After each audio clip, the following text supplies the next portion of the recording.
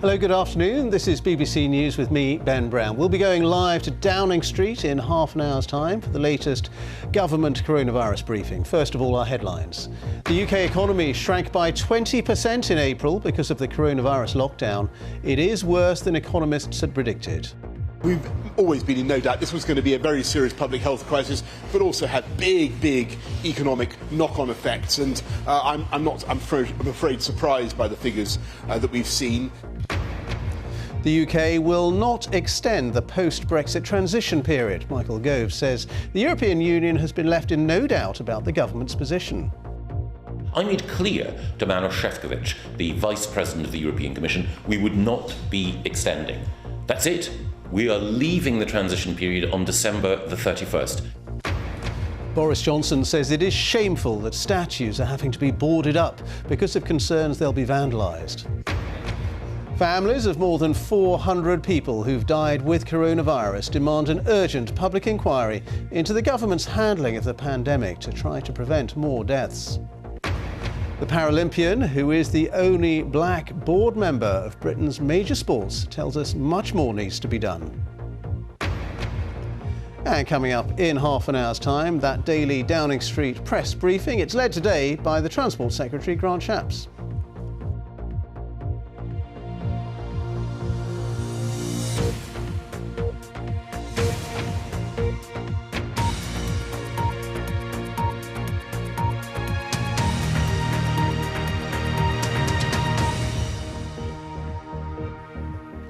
Hello, good afternoon. The UK economy shrank by more than a fifth in April, the biggest monthly contraction on record as a result of the coronavirus lockdown.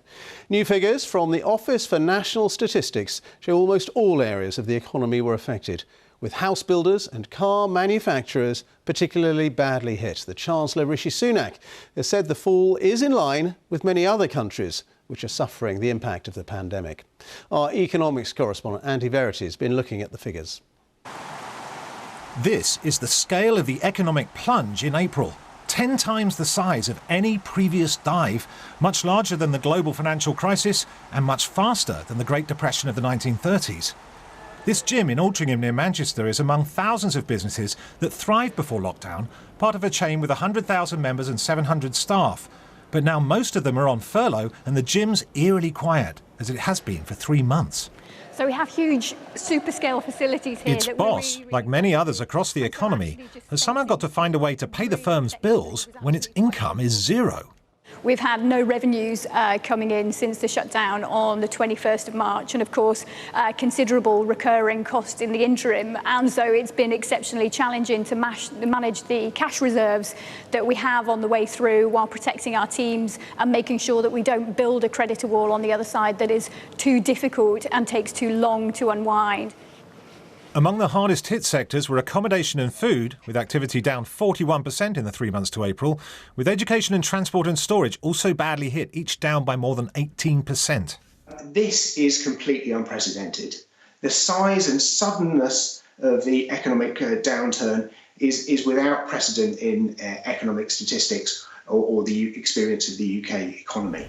What's most extraordinary about this record slump we're in is that, unlike previous recessions, this was the direct outcome of deliberate government policy. In ordering lockdown, the government, like other governments around the world, was requiring and requesting a big drop in economic activity on a scale and at a speed we've never seen before. Construction was also hit harder than other sectors where homeworking is possible, down 40% in April alone. I'm afraid, surprised by the figures that we've seen. The UK is heavily dependent on services. We're a dynamic, creative economy. We depend so much on human contact. We have been very badly hit by this, but we're also amazingly resilient and creative. We will bounce back. The economic slump, like the virus, is not just a national but an international crisis. There was a report that came out a couple of days ago from the OECD, that group of industrialised nations, and it suggested that the drop in GDP for this year for the UK would actually be worse than for every other industrialised nation. So we're in a very, very difficult situation as a country, and we will need strong action to help us to climb out of this as quickly as possible. Remarkable in the midst of the economic shutdown was the modesty of the drop in retail sales, down only 8.9%, as consumers ordered online like never before. The habit of spending dies hard, even when all the shops are shut. Andy Verity, BBC News. Well, this afternoon, the Governor of the Bank of England, Andrew Bailey, has been giving us his reaction to those figures. Well, obviously it's a dramatic and big number, but actually it's not a surprising number.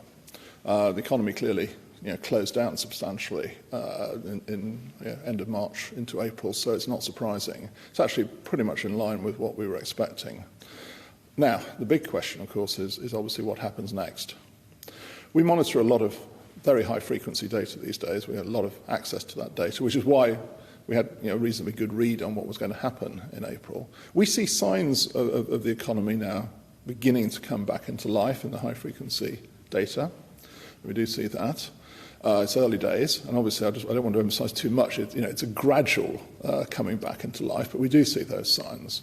So I think that's evidence of things starting up again. But the really big question that goes beyond that, obviously, is not only is how quickly and at what pace and in what sequences are parts of the economy going to come back to life, but this whole question about how much long-term damage is there going to be, and that's the thing that we have to be very focused on, because of course that's where jobs get lost and that's where damage is done to people's livelihoods. Now, we hope that will be as small as possible, but we have to be ready to take action, not just the Bank of England, but more broadly on what we can do to offset those longer-term and damaging effects. That's the Governor of the Bank of England. Let's talk to our economics correspondent, Andy Verity. And the Prime Minister was saying earlier we shouldn't really be surprised by these figures. Well, that makes it sound like we can deal with it easily, but we're still looking at the biggest monthly drop in economic output on record, and by far the biggest that anyone has known really in their lifetimes, possibly in the last 300 years. Just to put this in perspective, in the global financial crisis, the biggest monthly fall we saw was less than 1%. This is 20 times that size. The peak to trough in the global financial crisis was a 6.9% drop in economic output, meaning what we buy and sell, the work, our economic activity, 6.9%. This is 3 times as much in just 1 month. It's so serious, and what's extraordinary about it, as I was highlighting there, is that it's the outcome of deliberate government policy. No other recession or crisis has been like that. These things are supposed to be unintended, out of the blue. This has happened in this country like it has happened all over the world because people are trying to fight the virus, and governments have ordered their economies to shut down, or large parts of it anyway, in order to try to achieve that. But what that means is that because of deliberate government policy, lots of firms are facing going to the wall now. We're seeing about 1/5 of firms which are saying they're going to run out of cash in a matter of weeks. We're seeing unemployment go up very close to its global financial crisis peak of about 2.5 million. It's already at about 2.1 million. And in spite of the £27 billion that the government spent so far on supporting people and protecting jobs, well, it's likely to go up much faster, 3, 4, maybe 5 million. These are very frightening times. And in a way, almost as frightening now as the health picture is the economic picture. People can't see a future, and that uncertainty in itself takes a toll on people's health. And Boris Johnson has said he's confident there'll be a bounce back for the economy, but a lot of Tory backbenchers and businesses are saying one of the best ways to get a bounce back in the short term is to cut the 2-metre social distancing rule down to 1 metre. When you look at the cliff that the economy's just jumped off, we need a very strong bungee cord to bring us right back up to the top. And realistically, a lot of economists, such as the OECD the other day, which was highlighting that we are the worst hit of all advanced economies in this crisis, was suggesting that a bounce back is not actually a realistic prospect. Rather than a V shape, we're probably looking more like a lopsided tick. It's going to take quite a long time to get back up. And if there's a second wave, we have a more crumpled pattern, a sort of second slump, and then coming back up from that. But when you look at the scale of this and the damage that's been done, it's going to be very hard with the social distancing measures in place for a lot of leisure companies, theatres, pleasure boats, for example, to make money. So what happens to those jobs? Do we keep paying people not to work, or do we try to find some other work? And that's what Andrew Bailey was sort of foreshadowing there. We've got to have a programme to stimulate the economy, probably through public spending on helping people to work rather than not work. Andy, thank you very much. Andy Verity there, our economics correspondent. Well, high street stores and shopping centres have begun opening in Northern Ireland as coronavirus restrictions begin to ease. In England, non-essential shops will be allowed to reopen on Monday. No date has been set so far for Scotland or Wales. Our Ireland correspondent Chris Page reports. The coronavirus closure is over. Retailing is being unlocked. All shops in Northern Ireland now have permission to open ahead of the rest of the UK. For people working in the sector, it's a hugely important day. Excited, nervous. We've been closed for 12 weeks, so all of us are feeling just that little bit emotional as well, because we love Victoria Square, we love what we do, and to be given the opportunity again to start welcoming back our customers is an emotional day. Some buyers were out early and said they felt the difference straight away. I think it's great. It's great. And there's a wee bit of atmosphere back in the town as well, so it's buzzing. The shopping experience isn't the same as it was before, though. Hand sanitising stations, one-way systems and social distancing notices are prominent additions. The number of shoppers isn't massive and the weather's probably not helping to bring people out. Nonetheless, the fact that the shutters are up again in the high street and people are browsing the shelves does feel like a significant moment. It's as if it's the beginning of the end of the ghost town feel. It might seem like the last few months have belonged in the pages of a novel, but real life entered a new era. This bookseller wants to retain as much of his shop's character as possible. Whilst restrictions may be lessening, I think we've all been affected by this so deeply in so many different ways, and I think a lot of people will be reticent and cautious about going into places where they're going to be meeting people and things like that. So I think we will manage it. Our main aim is to make it as comfortable for people as possible to come in. There's one other notable change in Northern Ireland today. The number of people from different households who are allowed to meet outdoors has increased from 6 to 10. Very gradually, more aspects of normality are returning. Chris Page, BBC News, Belfast.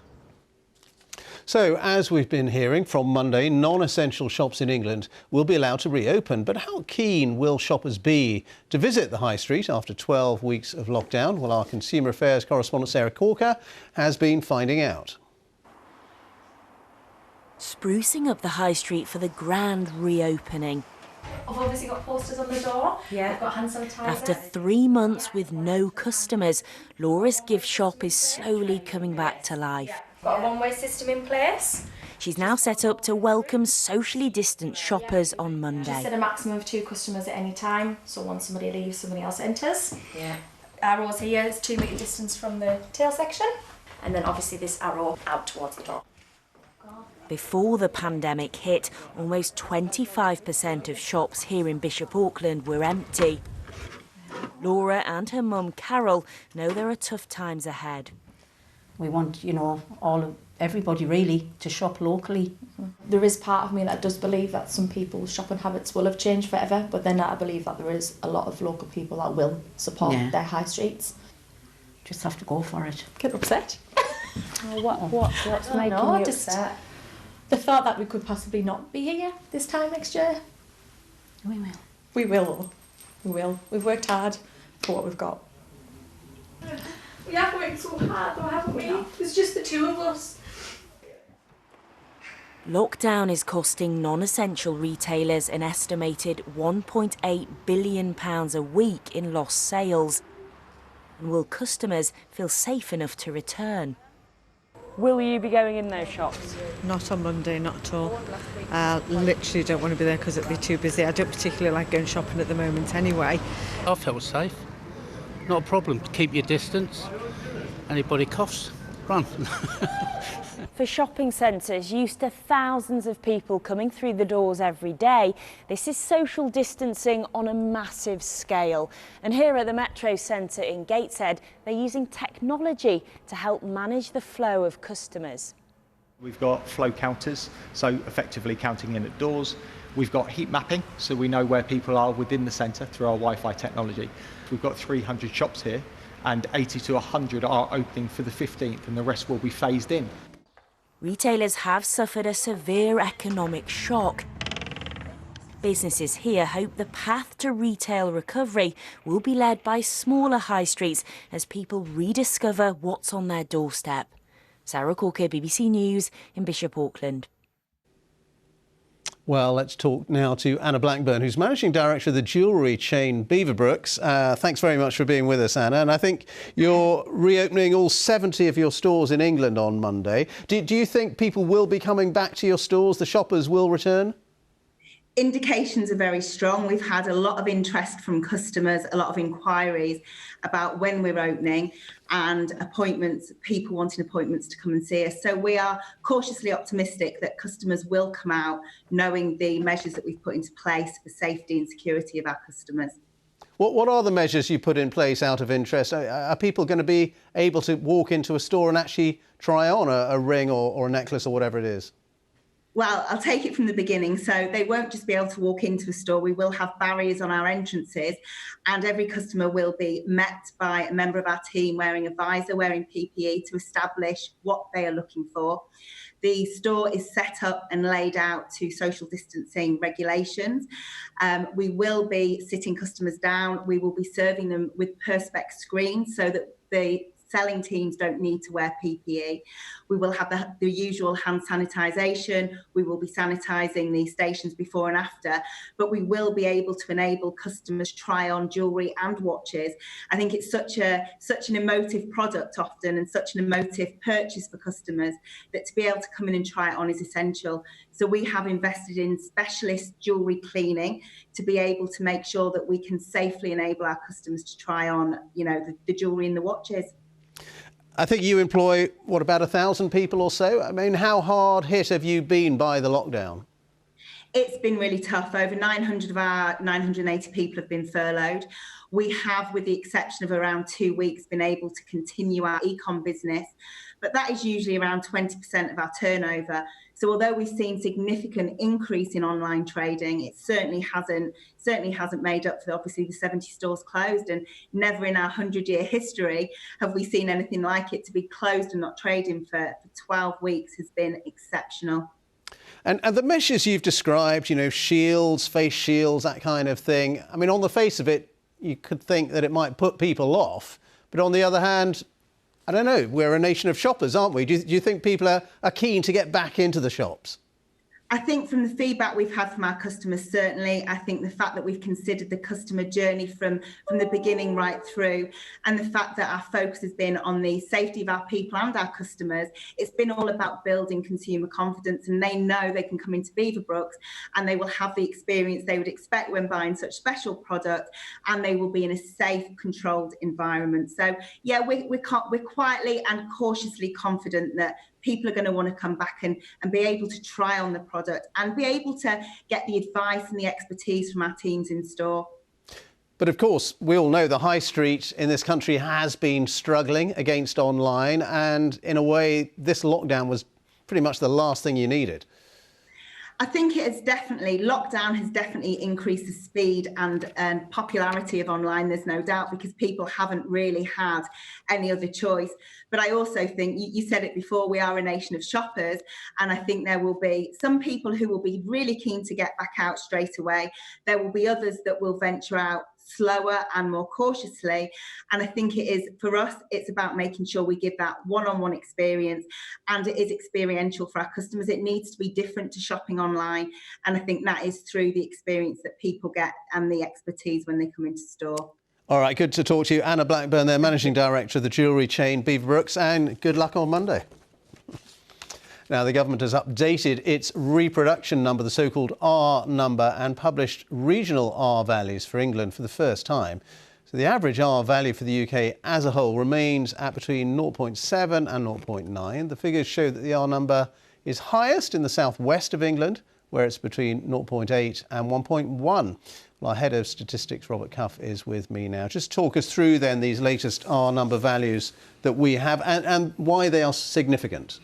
Well, the broad picture is we're all looking at R to understand where infections are going. If it's bigger than 1, infections are going to increase, and if it's lower than 1, they're going to keep on going down. The significance of today's figures is it's the first time that we've seen regional figures published, and I think that's what we can see on the screen now. The Metro mayors of Liverpool and Manchester asked the government to publish this information because they were feared that the North West was really lagging behind and suffering. And I could read the numbers out for the viewers, but it's largely the same picture. It's basically between 0.8 and 1 everywhere. Some regions, like the northeast, it might be a little bit lower, but the range is overlapping for most regions. Now, you mentioned the southwest, where there's a hint it might be above 1, that key number we're all worried about. I think we need to be a little bit careful before we read too much into that. The range, it's between 0.8 and 1.1, so the balance of probability, the middle of the range, still below 1, the epidemic is still going in the right direction. And when you talk to people in the southwest, they say, well, look, it's Weston. There's been an outbreak in a hospital in Weston-super-Mare, and if you're in the lucky position, as the southwest has been, of having kind of the lowest infection rates throughout the epidemic, one small blip can make a big difference. So I think we need to be a little bit careful before we get too carried away with that 1.1 we're seeing in OK. And what about the latest death statistics with COVID-19? Well, this shows you a different picture of who's affected most. Part of the picture is regional, but it's also really driven very clearly by deprivation. And we can see that. We already know the poorest people die youngest. And we can see that when we look at the data. If you look at the death rates in the most deprived areas in England and Wales, and you compare those, how much higher they are to those in the least deprived areas, you see that relationship already exists, and we know about that. But it's harder for COVID. If we bring in the COVID deaths as well, and we can see that relationship is even steeper. You can see that the most deprived areas, their death rate is more than 100%, twice as high as it is in the least deprived areas. Now, it's hard to tease apart exactly why this might be. We know, there's a lot of deprived areas in cities, and the epidemic grew fastest, hardest and earliest in London, in Glasgow, in Cardiff, in Wales. But it's also not just your chance of getting infected, which is highest in cities, but also your chances of dying once you're infected. And we know that COVID hits the vulnerable hardest, the elderly, the sick, ethnic minorities, and here, the poorest. And what is the latest on infection rates, Robert? Well, the good news there is more positive. We can look at the survey that the Office for National Statistics have been conducting every week now for the last 6 or so weeks, and we can see the figures here. On the far left, we'll see the figures just before we started to ease out of lockdown, and they estimated then in the community in England, sorry, by community I mean not in care homes, hospitals or prisons, about 150,000 people in England had coronavirus, plus or minus a bit. And we see that number has consistently come down, even as we've eased out of lockdown. So the trends are going in the right direction. They continue to come down, but if we go back to the first set of figures, at our number, they're going down, but maybe, there's not that much room between where we are now and them starting to turn back up again. So good news, but we're not there yet. OK, Robert, thank you. Robert Cuff there, our head of statistics. Well, relatives of 450 people who have died with coronavirus are demanding an immediate public inquiry into how the government managed parts of the pandemic. The families say an urgent review could help prevent more deaths, but ministers insist the priority at the moment is responding to the crisis. Our correspondent Michael Buchanan has been to meet the family of Tony Brown, who died in March. Tony Brown became ill in mid-March.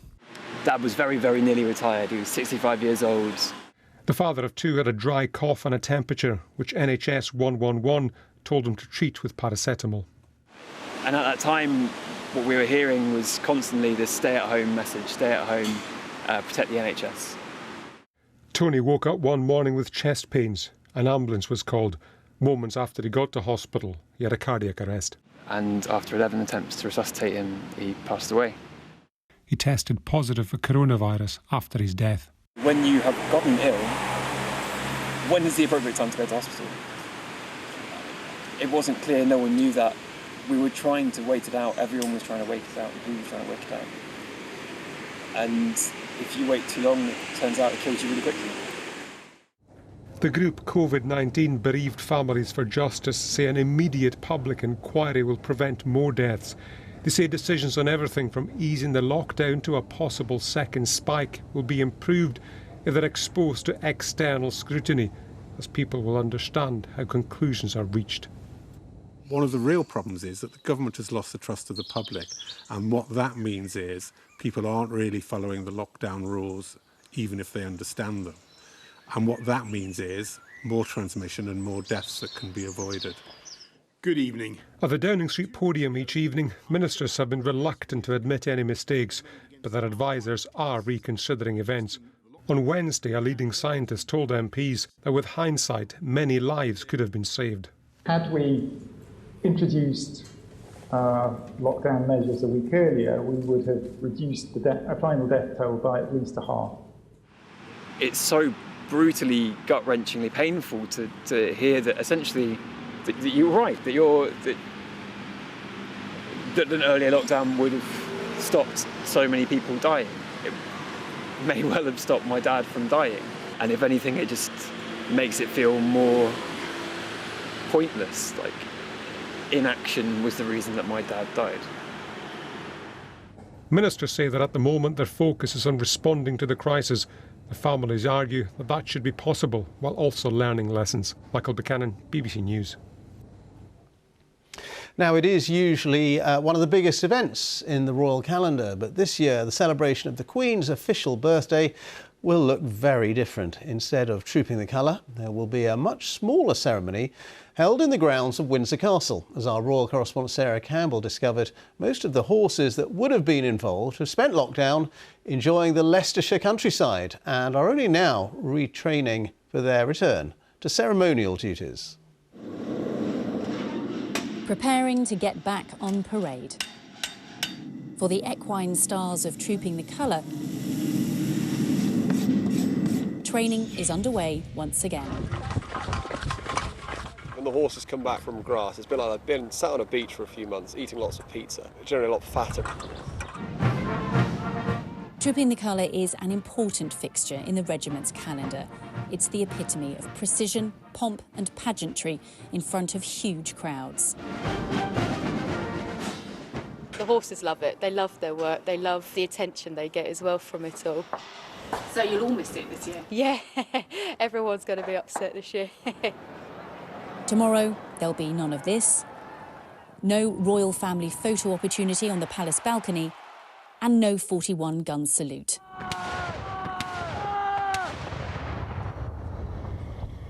For the last few months, most of the King's Troop's 140 horses have been enjoying the quiet life in the Leicestershire countryside. The decision has now been taken to get them back to the barracks. One of the first to return is 10-year-old Equinox.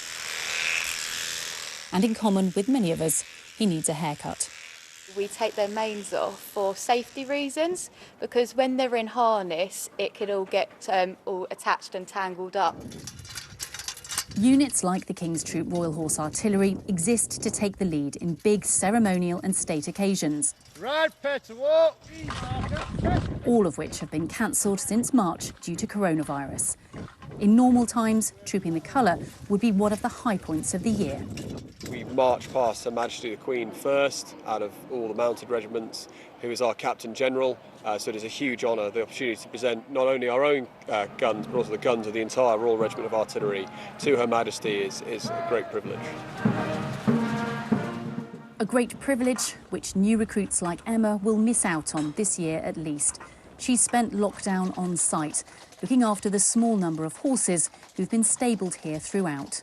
I'm looking forward to going to the parades and just getting out there in front of the public eye. I think that's really important to show off what we can do, and I want to be a part of that.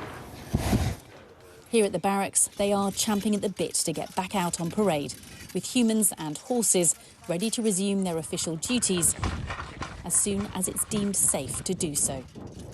Sarah Campbell, BBC News, Woolwich Barracks. Right, the latest Downing Street coronavirus briefing will be getting underway in 2 or 3 minutes' time. Let's go to Westminster and talk to our political correspondent there, Helen Catt. And it's going to be the Transport Secretary today and also the Chair of Network Rail. Can we read anything into that, Helen? Well, I think what we may see there is, of course, because from Monday we're going to see some changes. From Monday it's going to be compulsory to wear face coverings on public transport, for example. And it's also from Monday that we'd expect to see a lot more people perhaps moving about again on things like public transport, because in England non-essential shops can reopen from Monday. So I expect what we might hear perhaps from Grant Shapps and from the head of Network Rail is some more reminders about how the rail system is being set up to cope with that and about how to deal with social distancing around that when you're going to have a lot more people going back to work. I mean, if you remember back to mid-May, Grant Shapps was saying that it was everybody's civic duty to avoid public transport if they could, to walk or cycle or drive to their places of work when they started that very first phase of trying to reopen the economy a bit. So it'll be interesting to see if that is still the advice he gives later or if that changes. OK, Helen, and today's coronavirus briefing against the backdrop of these dire economic figures, so there'll probably be some questions about that. Yes, that 20% contraction of the economy in April, which is the biggest fall on record. So that is going to be the background to this entire briefing today and these attempts to sort of try and get the economy restarted. Now, analysts do think, of course, that is likely to be the worst month because that was the month when we were all fully in lockdown from May. We started to see some things reopen. And of course, in June, we're starting to see those more and more things start to reopen as the lockdown gradually eases. But that is going to be the big background to this. I think we might hear some questions about that 2-metre social distancing rule as well. It doesn't look like any sort of immediate changes on the cards for that. Boris Johnson earlier saying it is still the right thing to do at the moment. But we've heard earlier, for example, scientists suggesting that there are ways of... OK, Helen, thank you. Helen, we're going to the Downing Street briefing right now, led by the Transport Secretary, Grant Shapps. Good afternoon. Welcome to today's Downing Street press conference. I'm pleased to be joined today by Professor Stephen Powis, National Medical Director of NHS England, and again by Sir Peter Hendy, Chair of Network Rail and directing the restart of transport system. Let me begin by updating you on the latest information from the government's COBRA file. On the first slide here, we can see the latest information on infections. Results from the ONS Infection Survey, published this morning, estimate that the number of people who've tested positive for coronavirus in England fell from 152,000 between the 27th of April and the 10th of May to 33,000 between the 25th of May and the 7th of June. This is encouraging progress and suggests that around 1 in 1,700 people in the community had coronavirus during the latest period of the survey. SAGE has also confirmed today that their estimate of the R rate for the UK is unchanged on last week at 0.7 to 0.9. We want to keep the R rate number below 1, and R, of course, is the average number of additional people infected by each infected person. The second slide shows the confirmed cases with the test. 6,434,713 tests for coronavirus have now been carried out or posted out in the UK. This includes 193,253 tests carried out or posted out yesterday. 292,950 people have tested positive, an increase of 1,541 cases since yesterday. The graph shows a steadily falling number of identified cases on a 7-day rolling average, despite the increase in testing. The third slide shows the latest data from hospitals. 535 people were admitted to hospital with coronavirus in England, Wales and Northern Ireland on the 9th of June, down from 722 a week earlier and down from a peak of 3,432 on the 1st of April. 392 coronavirus patients are currently in mechanical ventilation beds in the UK, down from 571 a week ago and down from a peak of 3,301 on the 12th of April. The fourth slide shows what is happening in hospitals across the country. There are now 5,607 people in hospital with coronavirus in the UK, down 20% from 7,036 a week ago, and down from a peak of 20,697 on the 12th of April. As the graphs show, while there is some variation, most nations and regions in the UK are broadly following a similar pattern. The fifth slide shows the daily figures for those who've sadly lost their lives after testing positive for coronavirus. Across all settings, the total number of deaths now stands at 41,486 281. That's an increase of 202 fatalities since yesterday. When measured by a 7-day rolling average, the daily number of deaths currently stands at 174, down from a peak of 943 on the 14th of April. Although the number of deaths is now firmly down, our deepest sympathies go out to all those who've lost loved ones. Transport is instrumental to our recovery, to connect people with jobs, to help level up Britain, and even to make us a healthier and more active nation. But as people start to travel, transport also presents one of our biggest challenges: how we protect passengers, prevent the spread of virus, even as we become more mobile. Transport use may be the first occasion since the onset of COVID that we've shared confined spaces with others. So it's critical that we all take a vigilant and cautious approach over the next few weeks. I'm just going to say this: if you can work from home, you should continue to do so. If you cannot work from home, you should try to avoid public transport. If you must use public transport, you should travel at quieter times of day. And if you are an employer, you should do everything in your power to prevent staff from travelling unless it's absolutely vital, and please do allow staff to travel at quieter times. Now, from Monday, it becomes mandatory in England to wear a face covering on public transport. That includes trains, buses, trams, ferries, and planes. A face covering does not mean a surgical mask. Face coverings can be made at home, and you can find guidance to do so on gov.uk. As we move to recovery, it's more important than ever to protect each other, preventing those showing no symptoms from infecting others. I know there's huge public support for compulsory face coverings. They show respect for our fellow travellers.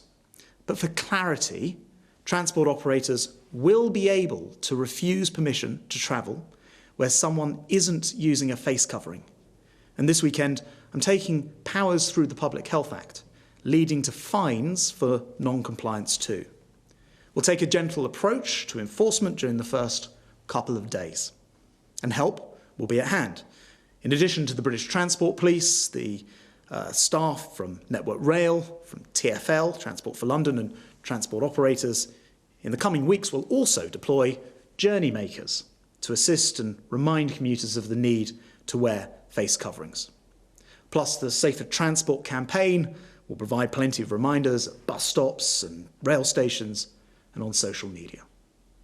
Remembering your face covering should be the same as picking up your phone, your wallet, or your purse whenever you're leaving the house. Please read the guidance, ensure you have a face covering, and protect your fellow commuters. This crisis has tested our nation, yet through adversity comes possibility, a greener transport future within our grasp.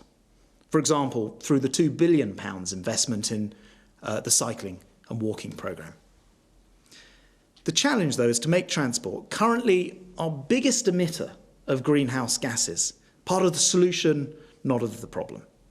If you take the aviation sector, for example, which has had an impossible few months. Yet despite these obvious challenges, there's a real determination within the industry to have a greener restart. So we're bringing together leaders from aviation, environmental groups and government to form the Jet Zero Council. This group will be charged with making net zero emissions possible for future flights.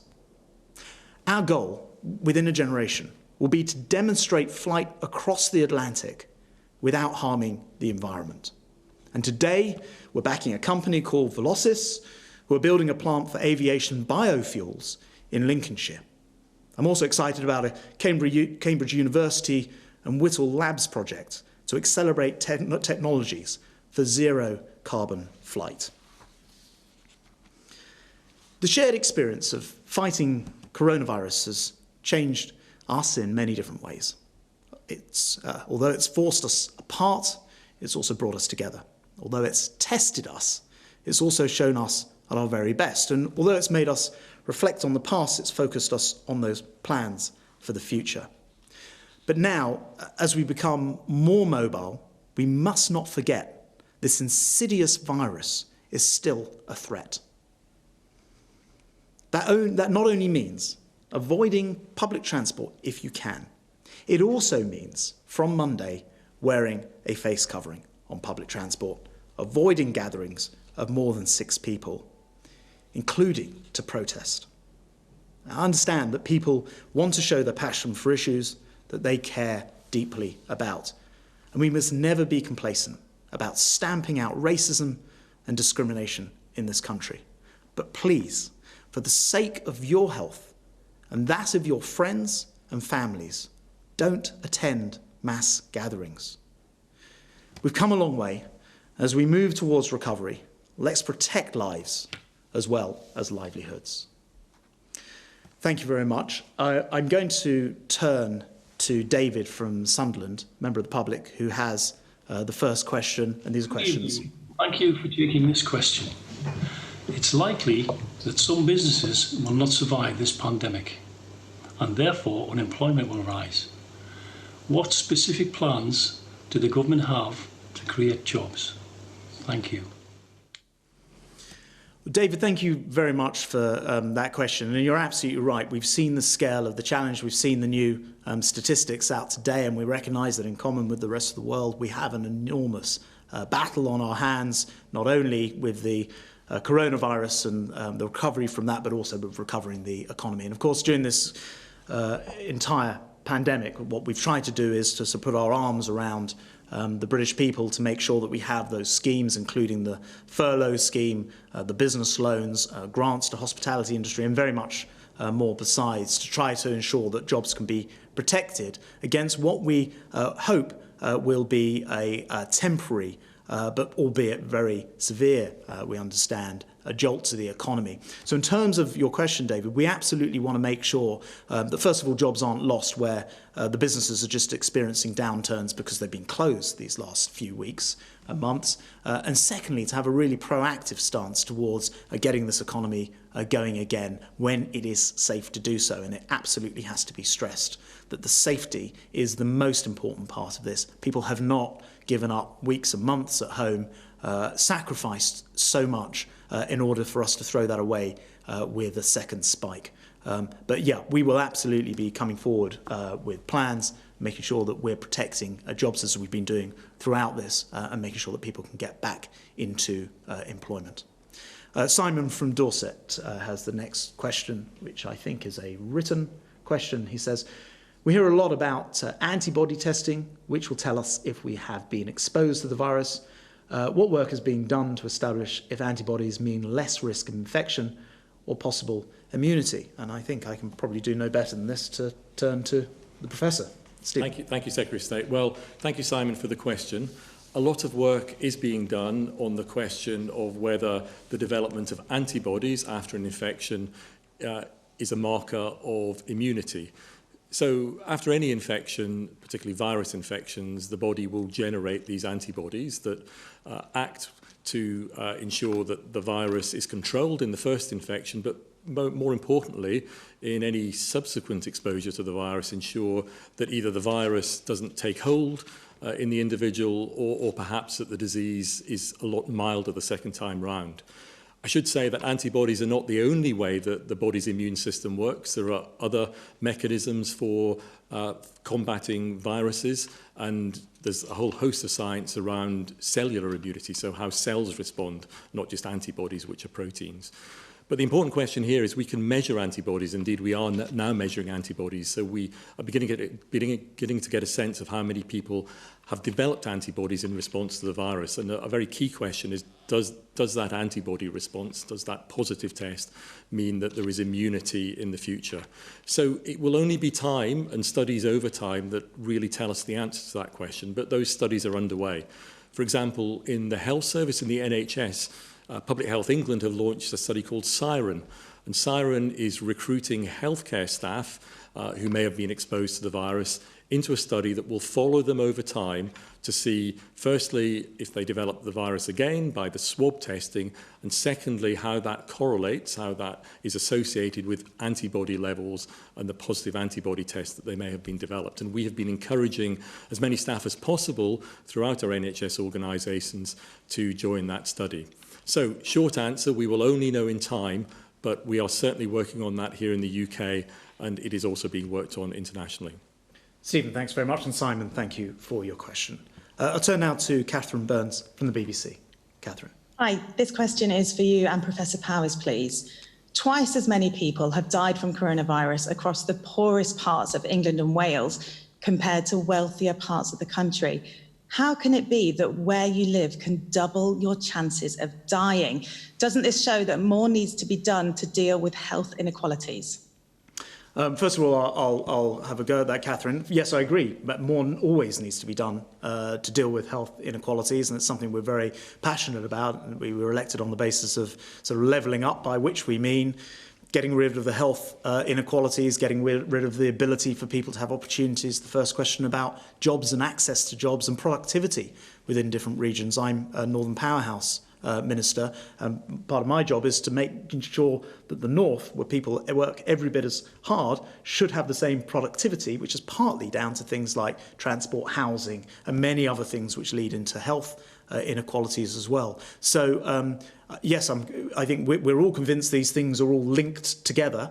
We're absolutely dedicated to tackling them, but for possibly a more scientific answer, I'll turn to Stephen. Yes, we absolutely should be focusing on health inequalities more, and that's exactly what the NHS is doing. It's exactly what was in the long-term plan that NHS England published at the start of last year.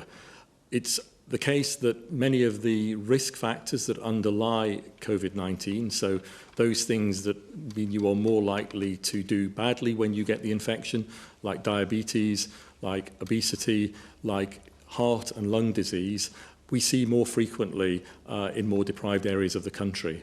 And so tackling those issues fundamentally will also mean that people are less likely for infections such as COVID-19. So we have very targeted approaches. I lead the cardiovascular programs at NHS England, and we've been putting in place very targeted approaches in heart disease, for example, that really focus on the most deprived areas because it is absolutely crucial that we narrow the gap in health inequalities.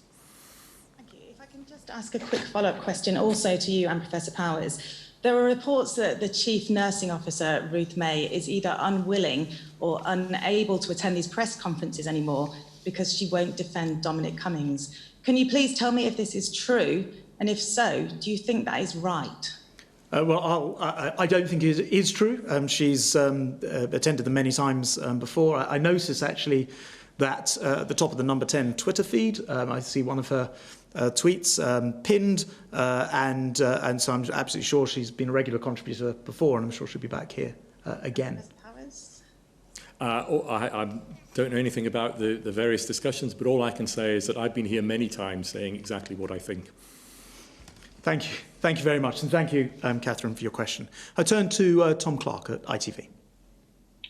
Hello, Secretary of State. Thanks very much for taking my question. The first one I think is for you. My second question, if I may, for Professor Powers. Given the economic figures that came out today, which I think can only be described as dismal, wouldn't it be sensible to mandate the wearing of masks everywhere, not just on public transport? In fact, to do any measure that might help get the economy back on its feet that would help prevent the further spread of the virus. And to you, Professor Powers, the R number across the UK is still stubbornly near to 1. According to the scientific advice, that's largely to the amount of coronavirus in hospitals and care homes. I noticed, looking at the most recent Public Health England data for respiratory outbreaks in hospitals, we've had the largest increase in respiratory outbreaks since the peak in the last week. Does that show that whatever we're doing in hospitals to prevent coronavirus spreading is not working? Thanks very much, Tom. So look, on the first point about, I should say, face coverings for public transport, not face masks, really important. I know that Peter's been working on this the last few weeks, and we're very, very keen. I'll ask him to say a word about that in a second. My understanding of the science, and I know that Stephen will put me right if I get this wrong, that in terms of sort of priority, social distancing is absolutely the most important thing, along with washing your hands and along with not touching your face. So perhaps those things are equal, Stephen will tell us. We found when we looked at the evidence on face coverings that it was distant to those things. In the end, as you know, and as I mentioned in my comments before, we've decided to bring those in and make them mandatory because it is something that actually helps your fellow commuter, your fellow traveller, and we thought that that was a good thing to do for society. By its very nature, if you are on a train or a plane or a ferry or a bus, you're in an enclosed area. That's not the case if you are out and about on the street, and I think that may be the principal difference of this. I wonder if I can just use your point to ask Sir Peter to comment on the face masks coming in and the work that's going on there, and then I'll go to Stephen on your last point. So thank you, Secretary of State. On face coverings, when we first were restarting the transport system, when people were first able to travel again, apart from essential workers, the government said then that face coverings were recommended when it might be likely that you would be close to other people. The reality of our transport systems, and particularly as the economy ramps up, is that there'll be more and more occasions at which you might be closer to people than you would care for. So it seems perfectly logical to me and all my colleagues as transport operators to mandate face coverings now, because as we get to Monday and the restart of non-essential retail and looking at more people going to work, it's much more likely that you'll see or be close to other people. So face coverings is a sensible thing to do, and we're expecting on Monday, because passengers are hugely sensible, for people to be wearing face coverings. My understanding, thanks Peter, my understanding, it's an enclosed space, and I think that's the key difference between that and walking down the street. But I'm just going to, let's go to the expert, both on that and the R number question, Stephen. So on the face mask, as I think the Chief Medical Officer and Chief Scientific Advisor said a number of times on this podium, the evidence is weak, but nevertheless there is some evidence, and it is better for enclosed spaces than open spaces where there is less risk of transmission. On the question of hospitals and infection in hospitals, you're absolutely right. It is very important that we focus very hard on infection in hospitals. Clearly, the hospital environment is one where there is more infection because we have been treating many thousands of patients with infection, and clearly infection control and stopping any potential spread in those environments is critical. This is something that the NHS and hospitals are well used to. We've been managing infection control for many years. We've had great success in things like MRSA. If you go back 15 years ago, that was common to see people infected with MRSA in the blood in hospitals, and through rigorous infection control, that is very much all, the levels are much lower, almost eliminated. So we know how to do this.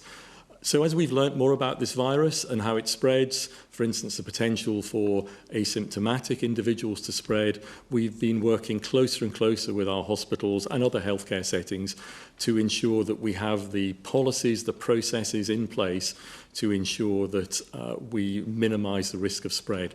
So if I give you some of the examples of what's been put in place, so we have been increasing the amount of testing that we've been doing, both of staff and patients. So quite a while ago now, we started testing all patients who were being admitted as emergencies into hospitals, not just those with symptoms of COVID, that would allow us to spot those people who were asymptomatic and make sure that they were cohorted appropriate or segregated appropriately from other patients. We started testing staff who were obviously symptomatic, and then we started testing staff who were asymptomatic. More recently, we have had a real focus on data collection and understanding those organisations who we need to support the most, and Ruth May, the Chief Nursing Officer, is leading on that work. And only today, after the Secretary of State's announcement last week, we have asked all hospitals and healthcare settings to introduce the routine wearing of surgical masks. And the reason for that is when you move out of the ward areas where PPE is worn into the corridors and spaces where sometimes it can be harder to manage social distancing, it's important that the use of face masks is there to further reduce the chance of transmission.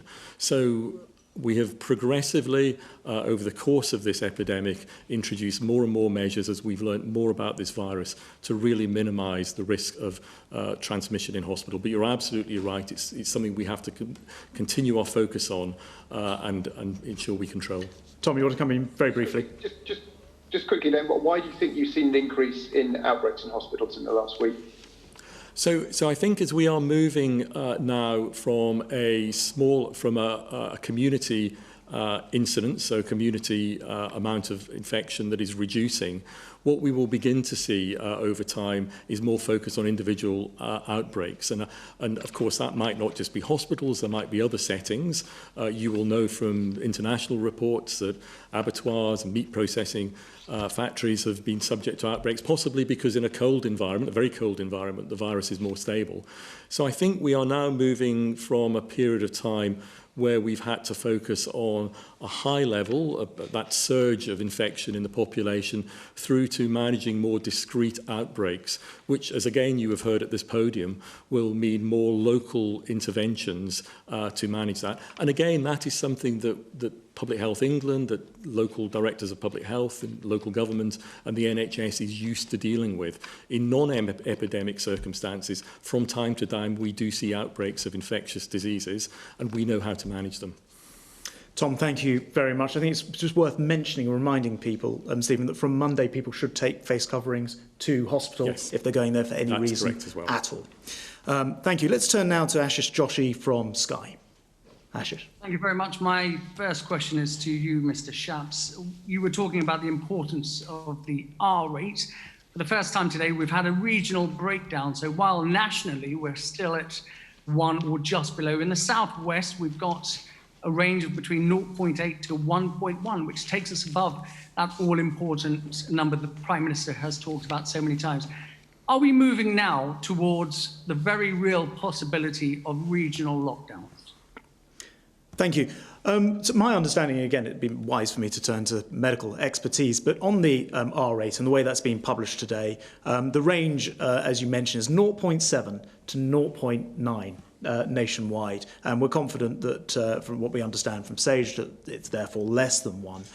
There's then a band in each area, across the country, but in each area, where there's a sort of high and a low estimate made based on a number of series of different modelling approaches taken by SAGE, and it so happens that one of them, as you rightly say, says it could be between 0.9 and 1.1, but it's an outlier of the, I think, the central estimate.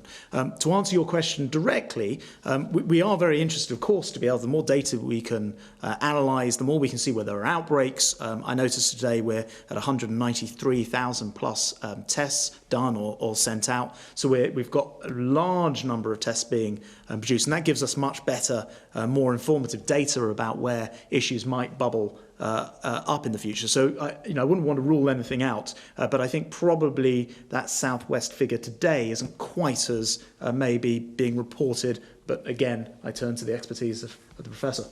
Well, yes, thank you. And it's exactly as the Secretary of State has described. So SAGE, or its modelling group, SPI-M, takes data from a number of different academic groups who do modelling around the R number, and then it takes all those individual models, which are all slightly different, they're all using slightly different assumptions and different models, and then it produces a consensus.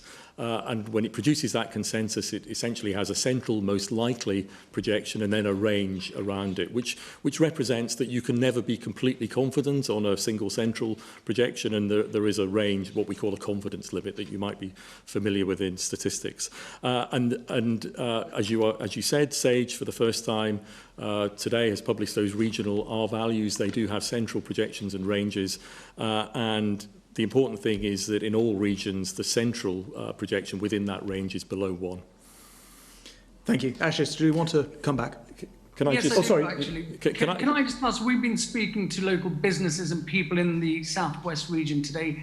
they're quite worried about it. So what would you say to them to allay their fears and concerns? So I actually cut Stephen off. You were finishing the point as well. Well, and probably can answer that. I was going to make a further point around that R, of course, is a very important way of looking at this, but there are other things that we look at. So you may also be aware that the Office for National Statistics has published again today the results from their surveillance study, where they randomly sample individuals in the population to directly look for how many people are testing positive for this virus.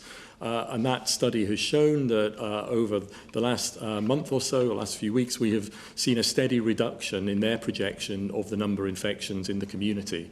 And really that evidence also suggests that the R value is below 1, because it's only when the R value is below 1 that we would see that decrease in the number of infections. So R is really important, but there are other ways too of measuring how frequent the virus is in the population. And Ashes, I'd say, look, the message to somebody in the southwest watching this, concerned that they've seen that at least one of the projection models suggests there's a range which could go above 1, is please stay alert, follow the advice, stay at home. That's the only, we now know that's the only way to defeat this thing in the short term, and it's doubly important to do so, but across the country as well. And I think not to be over alarmed, because as Professor Stephen Powis has said, this was actually the top of the range, which had a number of others which showed it was still below 1, but please stay alert. Can I turn to Natasha Clark at The Sun? Thanks very much. My first question is to you, Transport Secretary. Several airlines have said that the government hasn't spoken to them in any detail about plans for air bridges, which would allow people to travel to countries with low rates of infection without having to quarantine. Is the government currently in talks with individual current countries for air bridges or travel corridors which could make that travel easier? If so, how are those talks progressing, and have any countries declined to work with us so far? And to Stephen Powis, Chris Whitty said earlier this week there was a reasonable chance there will be a second wave of the virus this winter. What extra arrangements are the NHS and the government putting into place to prepare for this in our hospitals and care homes, and for the effect of a potential second lockdown, given how poorly prepared we were the first time?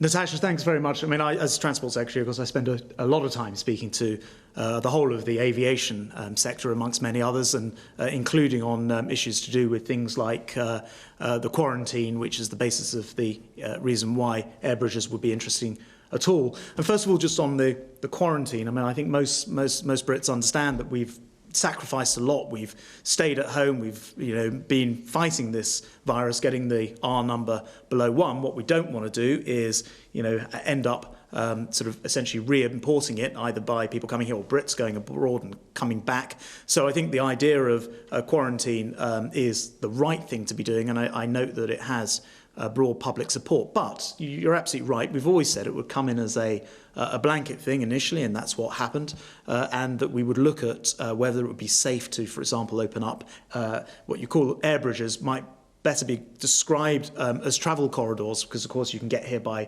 rail and by ferries as well. And that's something that we're actively working on. The first review of this takes place on the 29th of June, so I'm sorry to disappoint you about which countries we're speaking to and all the rest of it. We will need to wait. At the moment, it is a blanket situation, but we're of course talking to airlines who are part of the specialist working groups on this, and talking to airports, and indeed we'll talk to other countries about it. But the basic principle should be that we must make sure that we don't end up in a second wave situation, which rather leads into your second question. People would expect us not to do that and to take every precaution against it, and we will only open up air bridges where it is safe to do so, and there'll be more on that at the review period, which is the 29th of June. And on the second point about the second wave. Yes, so hopefully we won't have that second wave, but of course we have to think about the possibility and prepare for it. I would take a bit of issue that the NHS was poorly prepared, because I think the NHS did an absolutely magnificent job, considering this was a virus that we didn't know about until January.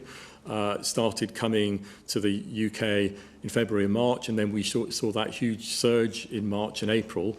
And the NHS, in my view, responded magnificently in very rapidly changing the way it worked in order to ensure that we had the capacity both in our general beds but also in our ITU beds for the sickest patients to ensure that at no time was that capacity breached, and we always had the capacity in place for patients who needed it. And unfortunately, in other countries, in other settings, we saw that wasn't the case. So I think the NHS showed just how flexible it can be in a crisis. Now, it's clear that we have learnt lessons from that. It's clearly that we, going forward, can take some of the learning from that in case we have a second phase. So, for instance, we worked very flexibly.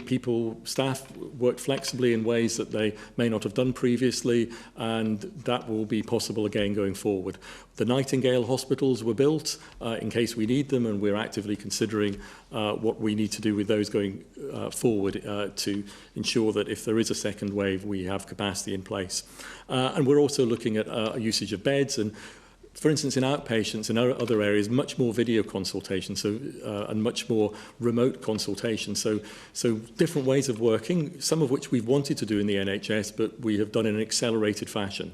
So we are thinking very hard about how we can get back to business, back to normal business in the NHS. That's really important, that we are able to do all the stuff we do normally, but at the same time make sure that, although we are working hard to make sure it doesn't happen, that if we do see an increase in coronavirus and perhaps in the winter, that we have the capacity in order to deal with that, as well as the normal business of the NHS.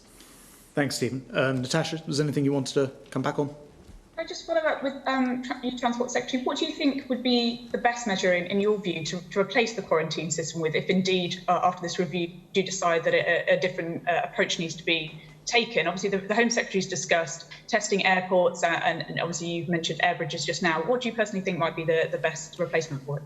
Well, as I've said before, and the Prime Minister said and the Home Secretary said, air bridges or travel corridors are certainly a potential way forward, and that can be supplemented by things like testing as well. Although, again, you have to take the scientific advice on the validity of doing things like testing at ports, airports and other places. But there's, clearly there are countries that have lower levels of infection, but that may be because they've yet to go into this rather than that they've come out of it again. So we need to be very careful and cautious. We won't throw away the good work that's been done, but we'll have very sensible conversations. And this would certainly be limited in the first place. And I'm speaking with the airlines and aviation sector the whole time about this. Indeed, we issued actually fresh guidance just yesterday for aviation and for passengers. So it's an active conversation, and there'll be more on this before very long. Thank you very much, Natasha. I'm going to turn to Adam Payne from Business Insider. Adam. Good afternoon, Secretary of State, and thank you very much. I have a question about businesses that are dealing with the impact of COVID-19. We learned today that the government no longer plans full checks on goods coming from the EU in January. Isn't this announcement an admission that UK businesses focused on COVID-19 are not ready to trade with the EU without a deal at the start of the year, despite the government saying it is prepared to do so? And isn't it also the case that this new plan only covers goods coming into the UK, meaning businesses that are already suffering because of COVID-19 face the prospect of another big economic challenge in January? And a question for Professor Powys, please. Good afternoon, Professor.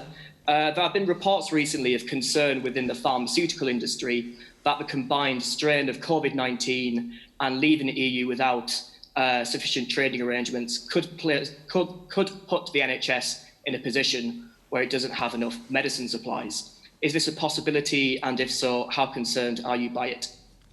Thanks very much, Adam. Look, without wanting to get back into the whole Brexit debate, and we have now left the EU at the beginning of the year. We leave the transition period at the end of the year, and it's this government's judgment that the best possible thing we can do for business is provide it with absolute certainty that we will not be stretching out or extending the transition period in any way, shape or form. And that is absolutely the case. The transition period will end at the end of this year. Now, What 27 countries in the EU do on their side is their business. The EU is there to represent them. As an independent coastal nation, we're here to represent the interests of businesses and the population in the UK, and we'll make sure that we do that. And actually, I think by saying now that we'll have the border, what we'll be doing on the border, in other words, that we'll be sensible about the way that we introduce this, makes perfect sense. I sit on the Brexit Operations Committee, which looks at the COBRA committee that looks at these things all the time, and working on what happens with the hauliers and what happens with the transfer of documentation and all the rest of it. And we're absolutely confident that we'll have great systems in place. There's no reason not to. This country will have all the ability to do those things, but we'll do those things on our own terms. Clearly, COVID, as you point out, has been a massive disruption to business. We've seen what it's doing to the economy. That is why we need the certainty for business of knowing that we are leaving the transition period at the end of the year, and that's what we'll do, and everything else in terms of the borders will fall into place. I'll pass over to Stephen, but just before I do, I'm just going to comment on the medical supplies, because the medicine supplies, we see these stories all the time. It's partly my responsibility for things like the freight contracts to make sure that doesn't happen. We've been challenged probably more than anything else since the war in this country with regard to freight supply, goods supply, medicine supply.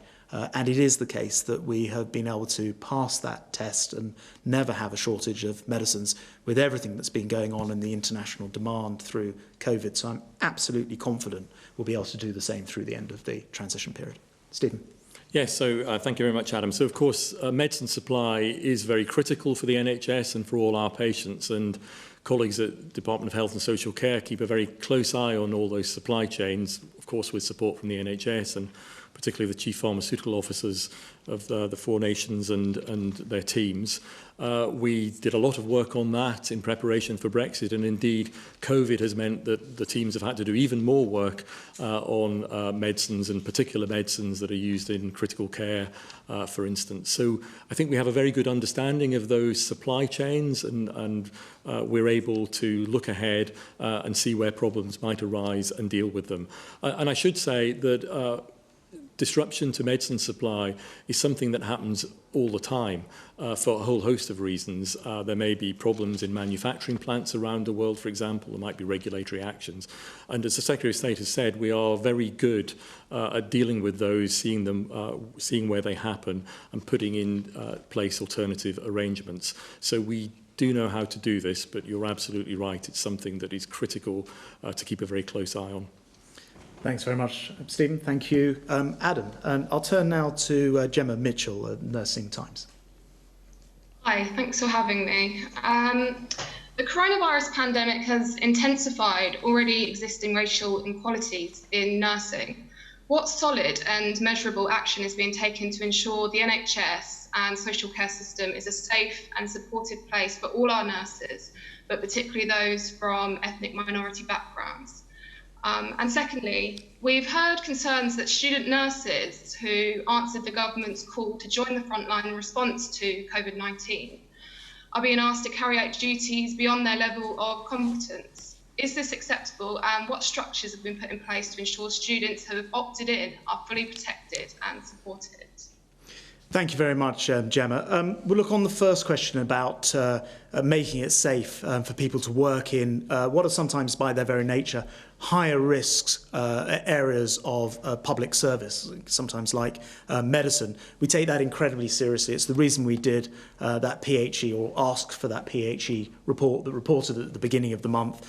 My colleague, who's the Equalities Minister, Kemi Badenoch, is now in the process of working with that report to come out with a series of recommendations. But I can give you a sort of early sneak preview. When I say that, we consider it doubly important to make sure that people working in some of those higher risk environments, which coincidentally are, as you described, environments that Black, Asian, minority and ethnic people might be working in, get additional support in terms of testing and tracking and tracing, so that we're providing all of the great NHS track and trace specifically to them. And in practical terms, that means being able to ramp up the amount of testing that people in that environment are getting, as you rightly point out, disproportionately served by people from BAME communities. So that's a very first thing. And probably on the second point, that's probably one for you, Stephen. Yes, so you're absolutely right. It's key during COVID-19 that we ensure that the NHS does everything it possibly can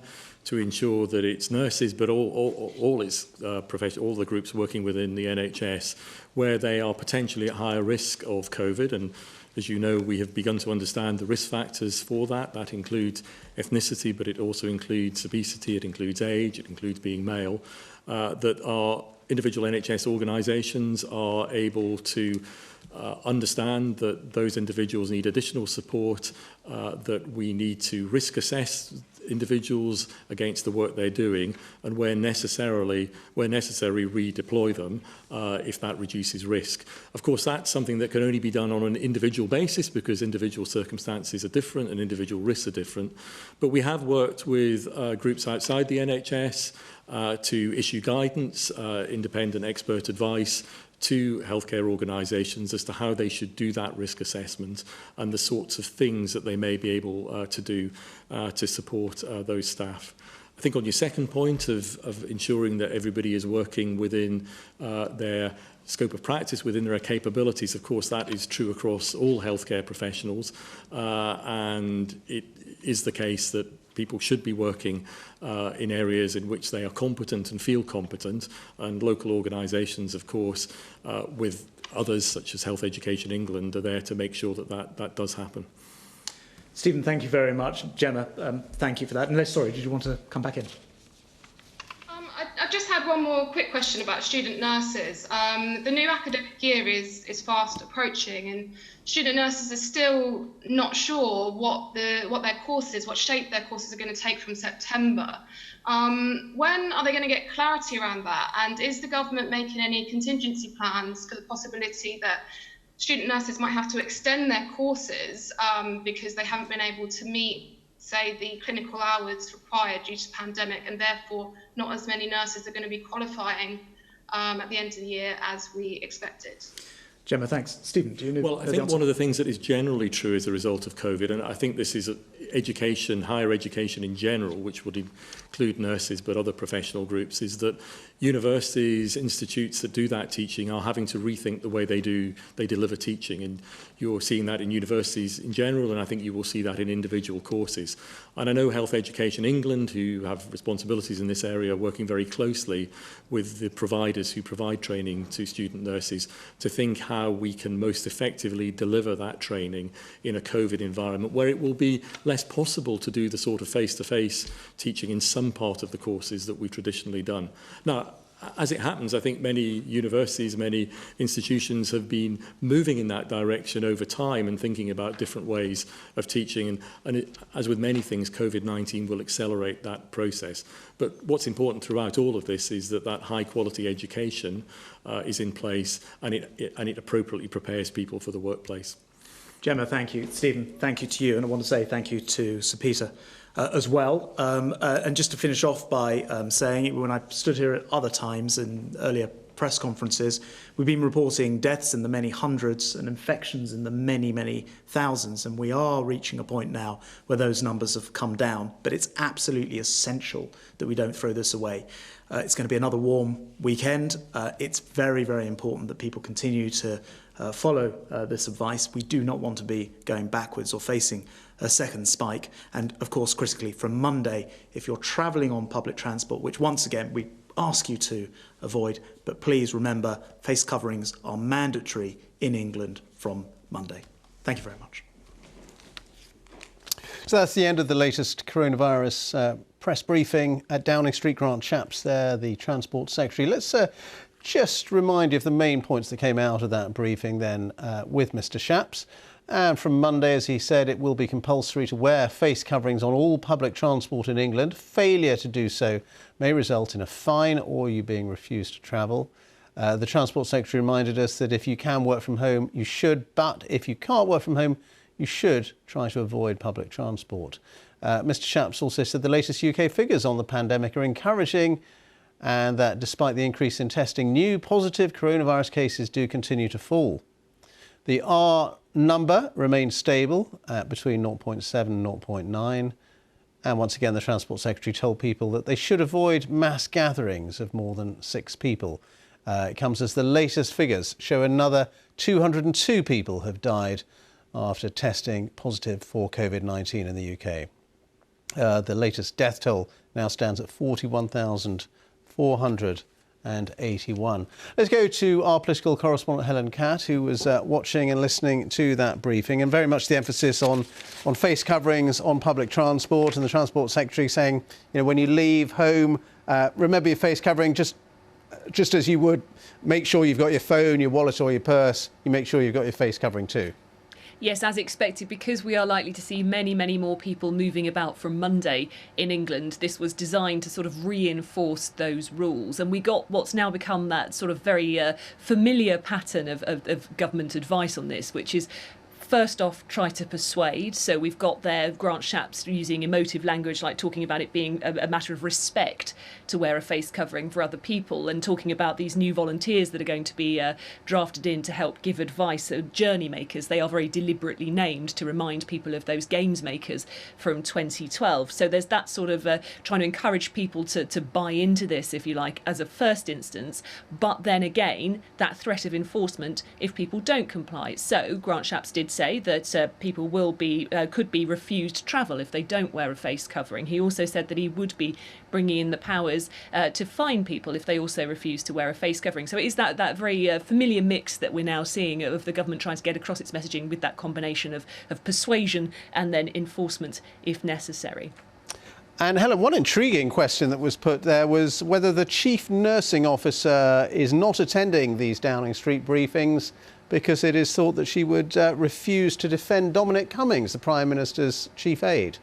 Yes, this was a claim made in one of the newspapers that Ruth May, the Deputy Chief Nursing Officer, had been removed from these briefings because she wouldn't back what Dominic Cummings did in his going to Durham to self-isolate.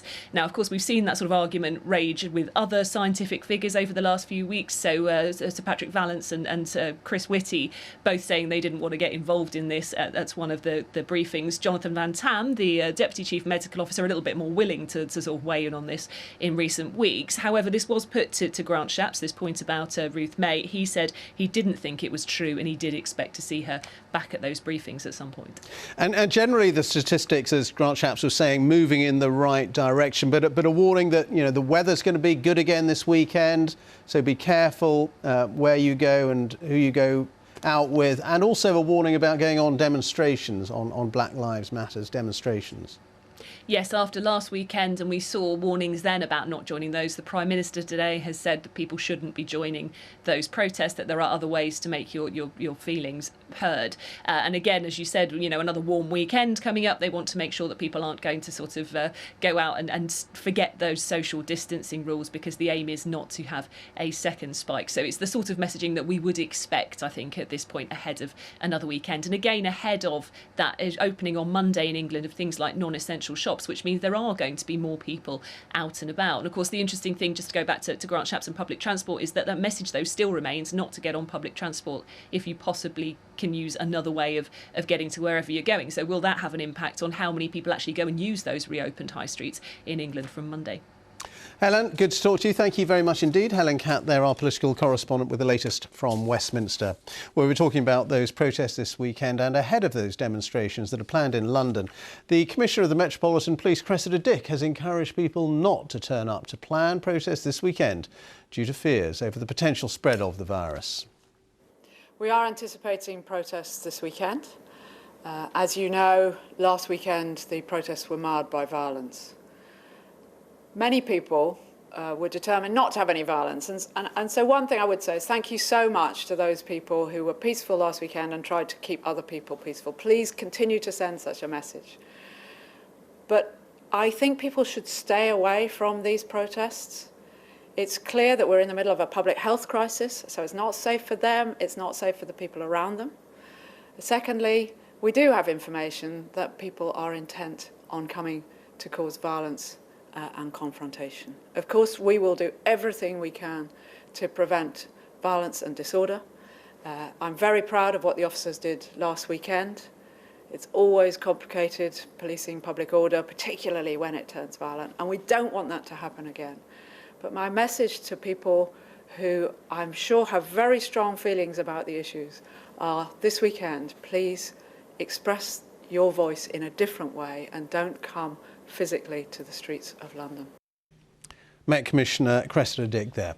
Now, a Paralympian has called for there to be greater representation of black people on the boards of major sports in the United Kingdom. Wheelchair racer Anne Wafula Strike is the only black board member across Britain's 12 biggest sports. She works with UK Athletics. She's been speaking to our sports correspondent Laura Scott. Sport has been undergoing a period of self-examination, with some of our biggest stars speaking out about differences in opportunities and racial injustices in the wake of George Floyd's death. Many have highlighted the lack of ethnic diversity in the hierarchy of major sports. And for the only black board member, Anne Wafula Strike, the situation is deflating. The statistics are just really appalling. They are shocking. So how come I'm the only black person, on one of these big boards? I think it just really shows that we really need to be doing something. Can you imagine all the black young people, even those ones who represent this country, when they look around these big boards, they cannot see any versions of themselves. What does this tell us as a nation, as a country? In the 130 sports bodies funded by UK Sport and Sport England, the proportion of black, Asian and minority ethnic board members is around 5%. When you don't see anybody who's representing you or somebody of your version, you sort of start to ask yourselves, are we so irrelevant? We need to have people who can be good mentors, like people that the black young people when they're growing up, they can look up to. Wafula Strike, who was awarded an NBE for her disability campaigning, is not in favour of targets being introduced. Target does not mean anything. I think to me what is important is bringing the black people on board and giving them a voice or listening to them. Because otherwise we will end up with so many black people sitting on boards but with silent voices. And then it ends up being a tick-a-box exercise. The NFL has changed its stance on athletes taking a knee to support the Black Lives Matter movement, and the displays of unity are likely to continue next week when the Premier League kicks off. But athletes are looking to the corridors of power for progress. Laura Scott, BBC News. The 6 o'clock news is coming up in just a couple of minutes. First, a quick reminder then of the main points from today's Downing Street briefing with Grant Shapps, the Transport Secretary, who was saying that from Monday it'll be compulsory to wear face coverings on all public transport in England. If you don't, that could mean a fine or being refused to travel. He also reminded us that if you can work from home, you should. If you can't work from home, you should avoid public transport. And he said the latest UK figures on the pandemic are encouraging and that despite the increase in testing, new positive coronavirus cases do continue to fall. That's the latest then from Downing Street. Let's get a look at the weather forecast for you now. That comes today from Sarah Keith-Lucas. Hello. It is a very mixed picture weather-wise out there for the rest of today. For some of us, there is a bit of warm sunshine around. Fair amount of cloud out there too. This is the picture earlier on taken in East Sussex, but we have also got some big downpours, some thunderstorms too. And in fact, over the next few days, there'll be some sunshine breaking through, but as those temperatures turn increasingly warm, humidity rises too, we are expecting some thundery downpours. Now, the areas most likely to see those thunderstorms today are across the southwest of England into Wales too. By tomorrow, that thunderstorm risk pushes a bit further north, particularly through parts of North Wales, the Midlands as well. And by the time we get to Sunday, it's North Wales and Northern Ireland most prone to seeing heavy showers and thunderstorms, but nowhere immune to a few heavy showers over the next few days, down to the fact that this area of low pressure centred around the Bay of Biscay at the moment is pushing its way northwards across the UK. Pretty warm out there, so temperatures this afternoon quite widely about 17 to 21 degrees. A little bit cooler around the east coast where we've got more cloud, also some rain that's been quite persistent across parts of northern England. Through into this evening and tonight, that area of rain pushes across the east of Scotland. Further south, heavy thundery showers pushing across much of southern England into Wales as well. And by the early hours of Saturday morning, those heavy showers will be sitting across the northwest of England, southwest Scotland and Northern Ireland. Drier to the south of that, quite a warm, humid night with a bit of mist and murk around first thing tomorrow. Now, through the day tomorrow, there will be some sunshine across the bulk of England and Wales, a little bit cloudier for Scotland and Northern Ireland for a time. Later in the afternoon, that's where we start to see those heavy and thundery showers developing, particularly heavy showers and thunderstorms for the Channel Isles, towards central southern England, the southwest as well. Wales into the northwest of England, also seeing some of these fairly hit and miss heavy but potentially thundery downpours. Some sunshine in between the showers for much of northern England, bit of a drier day tomorrow compared to today.